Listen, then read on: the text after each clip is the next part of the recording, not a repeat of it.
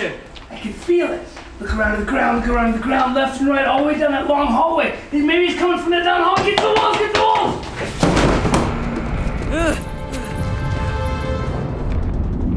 We built only a little bit of the hallways. Yeah, just a small section of it. Because the scope of it was so enormous that we thought we'd have to do it with CG and elongate the hallways so that when the characters come around a corner, really that long hallway isn't there. We just duplicated your tentacle feel. You just see it go all the way down.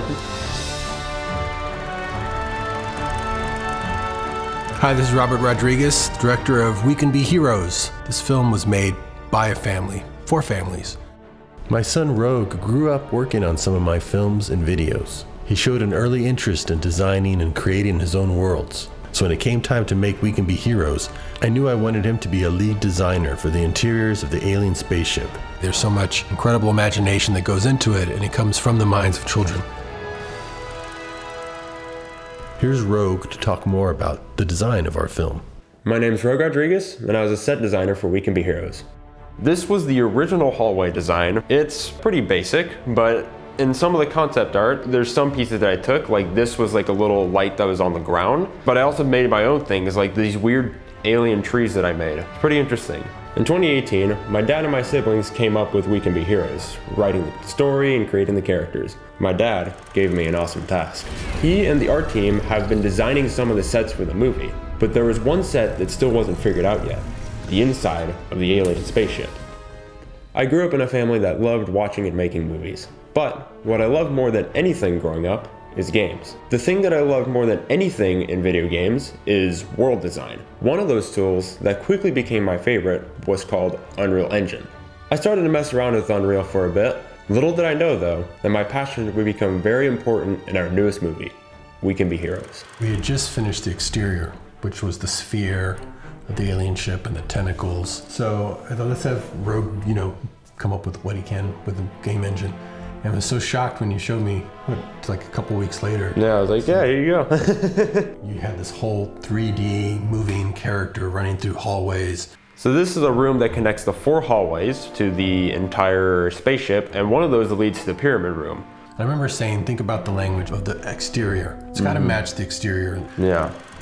Kind of go crazy. Wow, you went crazy. The thing was huge. It was so huge. It can only stay on one part of the pyramid room. It was massive. It was so massive that I have a big green screen, so the characters have to run all the way across from the door to the pyramid. We'd have to shoot that run in sections. That's how big the set that you designed was. It was just huge. I remember you told me that you were so blown away that we were using your design that you couldn't wait to go visit the physical set and lay down in the middle of it and just stare at your world. Yeah. Which is, I used to remember you very distinctly when you'd be making your worlds like in Minecraft or something and somebody like your brother wiped out your set.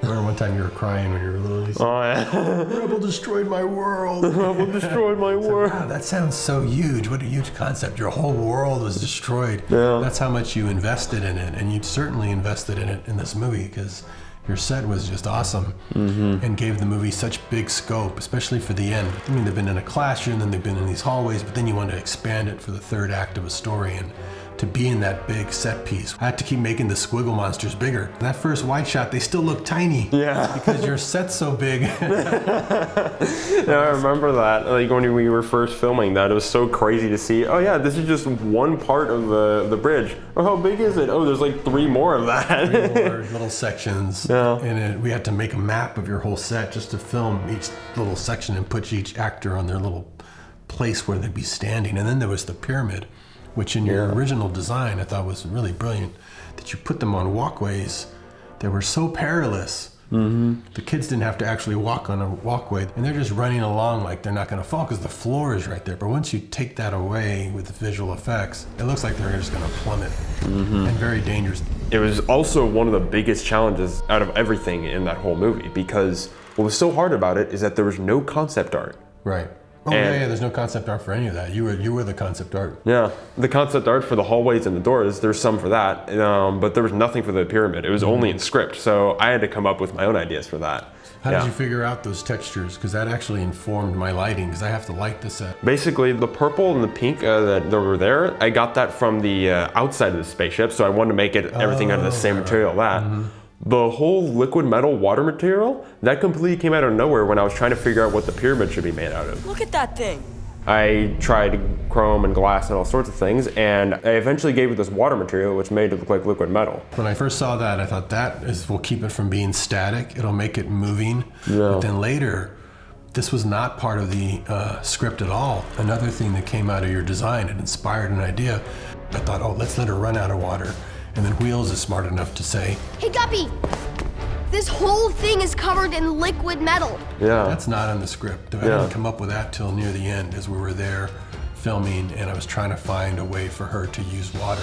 And she could use the liquid metal from your pyramid to create that shark at the end. Again, that's where ideas came from directly from your sets. If I hadn't given you that assignment to see what you would have come up with, we wouldn't have come up with one of the best ideas in the movie, which is that whole last part, the squiggle battle and the squiggles falling. They wouldn't have had a place to fall. I never would have thought to put that on a catwalk like that, where they would have to go. So what made you elevate the set like that? Because none of the other hallways were elevated. But then when you went into the pyramid room, suddenly there's no floor. Where did you come up with that? When I first read about it, how there was like a hole in the ground in the pyramid room, there's just some random hole that they dropped the motherboard. I just thought, why not just rip open the whole floor and just have like, you go down to an empty pit? I just thought it was going to be one little hole that they threw the motherboard down. The whole floor away. And then, just take it all and make it look even more dangerous. Oh, that's great. Yeah, and there was just an empty pit, and I was looking down there, I was like, but there should be something down there, maybe some fog so it looks like it just goes on forever. Then I just randomly thought, why not put a big vortex down there? And it immediately made it look 10 times more dangerous, which means it worked. It works, but also because it gives light, which works really well in Ojo. When she shows that she's an alien, she's got this underlight coming.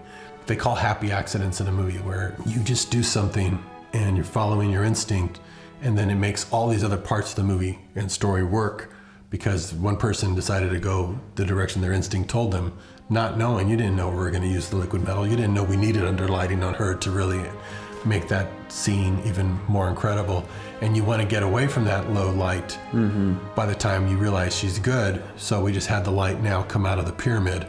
In the script originally, I had confetti coming from the ceiling to show that it was a happy ending. But because you put that pyramid like that, it had that bright bluish light.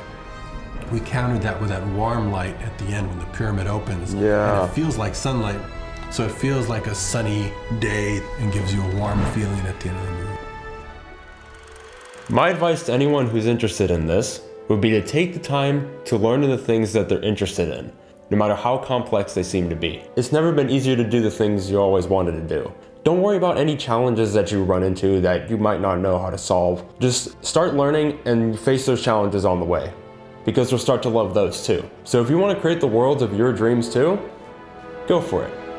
I can't wait to see the volcanoes and castles you create.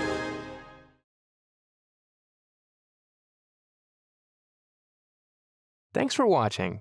Subscribe to the Netflix Film Club channel to get our latest exclusive videos. Plus, hit the bell so you don't miss a single one.